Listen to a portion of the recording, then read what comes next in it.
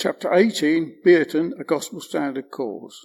During these times there were several moves initiated by Mrs. Everett for the Bierton Church to become a Gospel Standard listed church, as she had been our secretary and was finding it difficult to obtain supply preachers. Her sister, Mrs. Groom, and her brother-in-law were members of the Presswood Strict and Particular Baptists and really wanted Bierton to become a listed cause, which meant if Bierton Church were a Gospel Standard cause, there would be no problem in then transferring membership from the Presswood Church to the Bierton Church. I knew some members were quite happy with the ministers that were engaged to speak and did not see the need to become a Gospel Standard listed church. It was during this time we were trying to move back to Bierton that on the 16th of January 1981 the church decided to join the Gospel Standard list of churches. Mr. Hope, pastor of Reading Strict Baptist Church, was the chairman of the meeting, and he agreed to do all the necessary documentation regarding this matter, and we were duly listed as a Gospel Standard cause. Mr. King had made the proposal, and seconded by Mrs. Everett, and a unanimous decision by ballot was taken. It was agreed we become a Gospel Standard listed cause. This was not, however, without opposition from without the church. Mr. Dix, the pastor of Dunstable Baptist Chapel, stated to me personally that we were out of order, and it was illegal for us to adopt Gospel Standard articles of religion and its rules of conduct. This I write about in the Bierton Crisis, 1984. At this time, Ruth Ellis, who had been a great encouragement to my wife and I before I married, and I used to visit her regularly with a friend and have good fellowship, she eventually needed looking after and ended her days in the Bethesda home at Harpenden. I believed it was noted that one could always have choice conversation with Ruth Ellis on spiritual matters. In early 1982, Mr. Collier from Linslaid came to the church midweek meeting to our prayer meeting, and he spoke on the subject of the Falklands War. That was because England was at war with Argentina in 1982. He informed the church of the ancient conflict between the Roman Catholic system and the Reformation in Europe, Argentina being a Catholic country. Mr. Collier was a friend of Dr. Ian Paisley, and through his conversation we were able to hear Ian Paisley preach at Mr. Green's church in London. It was always good to hear him preach, as he was an excellent preacher, even though he differed over certain points of doctrine. In connection with Mr. Collier, it was remarked by his family that if he had been disturbed by events in the first 25 years of his pastorate, he was even more profoundly disturbed by developments since. Blatantly heretical statements from the so-called church leaders, the fresh impetus given to the ecumenical drift by the charismatic movement, the historic visit of the Pope to this country in 1982, all these things affected him deeply. His response, however, was not to project himself back into the past in a nostalgia for better days. It was to work for the present and for the future. It was to recognize that God is still working today in raising up a witness to the gospel.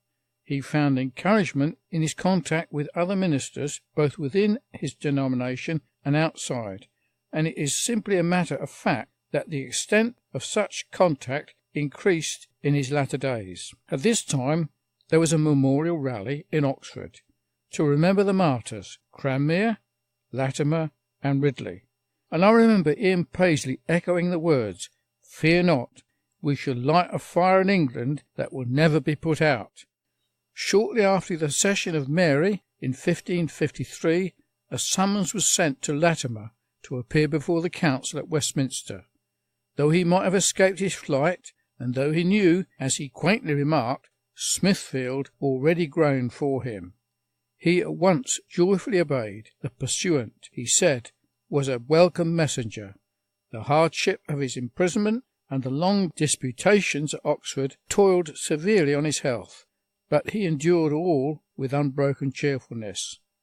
On the 16th of October, 1555, Hugh Latimer and Ridley were led to the stake at Oxford. Never was man more free than Latimer from the taint of fanaticism, or less dominated by vainglory, but the motives which now inspired his courage not only placed him beyond the influence of fear, but also enabled him to taste in dying an ineffable thrill of victorious achievement. Ridley he greeted with the words, "Be of good courage, Master Ridley, and play the man. We shall this day light such a candle by God's grace in England that, I trust, shall never be put out." He received the flames, as it were, embracing it, after he had stroked his face with his hands, and as it were bathed them a little in the fire. He soon died, as it appeared, with very little pain or none. Archbishop Cranmer, on the day of his execution, he dramatically withdrew his recantation, to die a heretic to Roman Catholics and a martyr to others. His legacy lives on within the Church of England through the Books of Common Prayer and the 39 Articles, an Anglican statement of faith derived from his work. He renounced the recantations that he had written or signed with his own hand since his degradation, and as such he stated his hand be punished by being burnt first. He then said, "As for the Pope, I refuse him as Christ's enemy and Antichrist and all of his false doctrine." He was pulled from the pulpit and taken where Latimer and Ridley had been burned 6 months before. As the flames drew round him, he fulfilled his promise by placing his right hand into the heart of the fire, and his dying words were, "Lord Jesus, receive my spirit. I see the heavens opened, and Jesus standing at the right hand of God." Whilst these things were going on, my brother got into serious trouble. His business was failing, and he became very depressed, so much so he did not know how to sort out some of his problems. He came to me one day explaining that he had sold his Rolls Royce to a person in Milton Keynes for £7,000, and he was still owed £3,500. He was too ill to sort it out. The person kept giving him one excuse after another as to why he couldn't pay the money. I felt indignant, and was not prepared to sit down and see one take advantage of my brother Michael, because he was ill and could not sort his problems out. I said to Michael, "Come on, we'll go and see him and get and sort it out." I dressed in my combi overcoat and suit and looked very official, and we went to the person's home in Milton Keynes. I told Michael not to worry, I would deal with any problems. When the person answered the door early in the morning, I said who I was and what we had come for, and that I was a Christian, and we intended to sort out this matter with the Rolls Royce. The bloke looked at me, gone out. Michael decided he wanted the car back, and so it was agreed that he would pay £3,500 in cash and take the car back.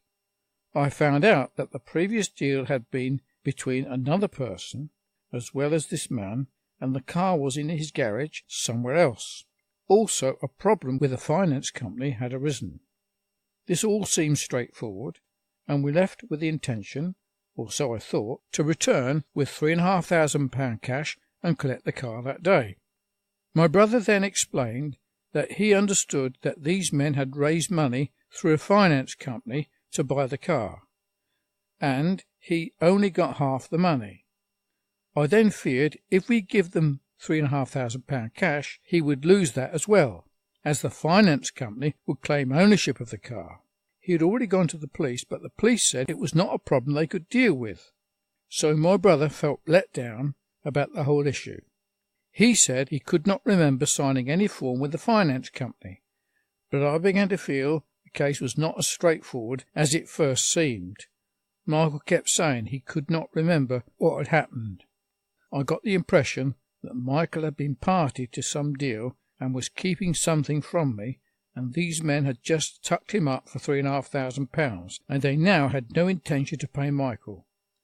Michael informed me years later that he did not know about this, and that these men took advantage of him whilst he was ill. Michael decided to get his car back, so he paid a couple of heavy friends £250 to go and collect his car. Sure enough, the next day the Rolls Royce was in bed in my garage at Bierton, out of the way.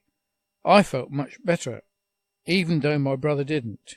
This did not stop my brother worrying, because apparently there was more to it than first met the eye. There was some problem with the finance company. I felt let down by Michael for not telling me all that had happened. Had he told me all this in the beginning, instead of being devious, Michael now tells me I was wrong.